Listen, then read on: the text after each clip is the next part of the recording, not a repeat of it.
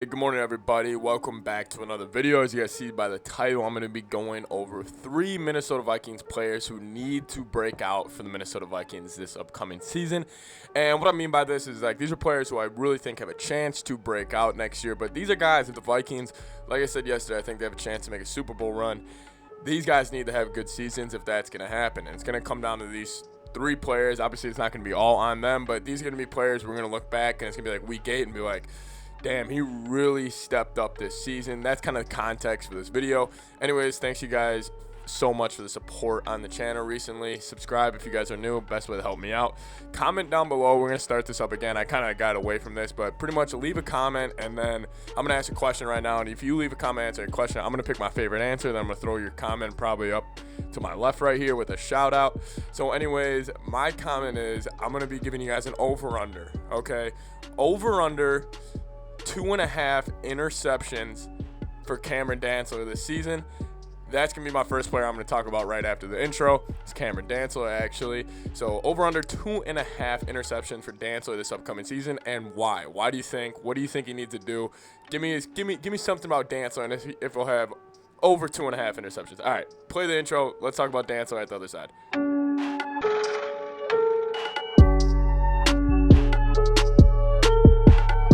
All right, so like I said, I have 3 Vikings who need to step up and play very well this upcoming season. First one's Cameron Dantzler. Cameron Dantzler is 6'2", they got him listed at 190. I would probably say about 182. I don't know, probably around more 180. That's what he weighs. Anyways, he's a long, lengthy corner. He really stepped it up at the second half of the season last year. He struggled at the beginning, and he mainly struggled with it almost seemed like he had problems like understanding who he was really supposed to be not guarding, but who his responsibility was. I think sometimes he got player locked during plays when the Vikings would run zone coverages and he would be dropping back. That's kind of been a problem for him. If he notices somebody in his zone, he doesn't really notice the next guy approaching his zone. If he's running a crossing route to the right to the left side of the field, let's say Dantzler has the left flat half on the left side of the field, and then somebody will cross over. We've seen that happening a lot, like the touchdown against Seattle. We saw Harrison Smith yelling out like Cameron, kind of like, what the F, like, what are you doing? Stick with him. And so he's shown problems with that. However, second half of the season, he was actually fantastic. I like the way he plays. He's aggressive. I think he needs to break out this year because he, in all honesty, I know we signed Patrick Peterson, but he's our cornerback one. You know, with all the BS going on with Jeff Gladney, we traded Mike Hughes, Pat Peterson's brought in. He's still our guy. He's still the cornerback number 1, and I think Mike Zimmer sees a lot of Xavier Rhodes in Cameron Dantzler. And I'm not saying Cameron Dantzler needs to be how Xavier Rhodes with his all-pro season in 2017, but he needs to be close to that. I think Mike Zimmer, whoever we play week 1 or whoever like the Bengals have as their wide receiver 1, he's going to be sticking with him. So whether that's T. Higgins, Jamar Chase, or Tyler Boyd, I think that's going to be Dantzler who sticks with him. And just like week 2, I think he's going to be on DeAndre Hopkins.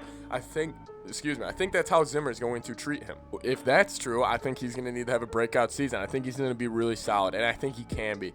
I think he's obviously working on putting on weight. You know, don't really need any insider info from the Vikings organization to say they're trying to put weight on him. They're obviously trying to do that. He also just needs to stir up some technique, and also he needs to get more physical at the line of scrimmage. He's very physical in the run game, though. That's something about Dantzler where I'm fine if the Vikings only run 2 linebackers and they play 4 corners out there this year, because Dantzler, he's kind of got that safety linebacker in him, even though he's really skinny. Like, he's probably one of the least heavy players on the defense. He's probably the skinniest player on the defense, but he plays with this edge. Anyways, Cam Dantzler, he's the first player I think needs to break out. All right, the second player, he's kind of been the talk for me for the offseason, is Garrett Bradbury. You know, the center we took in the first round 3 years ago. Listen, he's been really up and down his first 2 years. I think I know Bradbury pretty well. I think I know who he is as a player more than any other player on the Vikings. I think I know exactly what he needs to do and how he's going to improve. And listen, the thing with Garrett Bradbury, he will show signs, and it's not even signs like on a play. It'll be signs for like a week or 2 where I'll be watching film, and I remember I was watching him after the Green Bay game, and we went right into the Detroit game, and I was thinking, Bradbury, this is it. He's taking this step up. And then it will be another game where he just won't look that good, and he'll be getting manhandled. I think a little bit of this has to do with the guard play. I think as a center, You're the captain of the O-line. You got to deal. You got to point out the Mike linebacker, Sam, like all that, Will linebacker, everything. You got to say, yeah, he's coming. You're helping out the quarterback too. You're calling out a bunch of different stuff. Listen, Garrett Bradbury, also, a lot of his game was with the guards next to him. And look at Green Bay. That was probably the best game from the O-line the entire year. And that was the best game from Bradbury and Ezra Cleveland the entire season. So I think with Wyatt Davis and Ezra another year, I think this is the year Bradbury needs to break out. Listen, he's really talented. He's a mauler. He's an ideal center. He's a little undersized, but he's an ideal center. It's just the consistency with him. It's the consistency. That's what he needs to improve. If he stays consistently good this whole season, I'll consider that a breakout year for him. Even if he doesn't have like the peaks that he was having this past year, but if he kind of stays consistently good, I'm fine with it. That'll be a breakout year for Bradbury, and the Vikings really need that from the center position. All right, so I'm going to say somebody who's already kind of broken out, and you guys might be saying, what the hell, but it's Danielle Hunter. And I know Danielle, he's a star already. We know this. We know, Vikings fans, we know Danielle Hunter is Danielle Hunter. We know who he is. He's top 3 edge in the league. I don't think the rest of the league knows that. So when I mean breakout season for him, I'm talking by his standards and the standards we hold him to. I'm talking 18 sacks at least. We got 17 games. But also, I think he needs to kind of prove to us that he's healthy. I think that, listen, the neck injury for those big linemen, it scares me a little bit. But also with this defense, we had 23 sacks last year. I expect Danielle to get damn near 18. I mean, Jared Allen had 23 that one year. He played back in like 2007 or whatever. But I think Danielle Hunter, I think he needs to have a breakout year where I'm talking defensive player of the year. I think that's what he needs to do. Because, listen, this D-line, he's going to have some guys next to him. It's not like it's going to be like last year. Like, if he would have played last year, I don't think he would have been as productive as he was when he had Linval and Everson, just because he didn't have, defensive line. It's about who's kind of around you taking up blocks. But if he's got Michael Pierce next to him taking up blocks, Shamar Stephen's still there. We got Dalvin Tomlinson, who I'm thrilled about.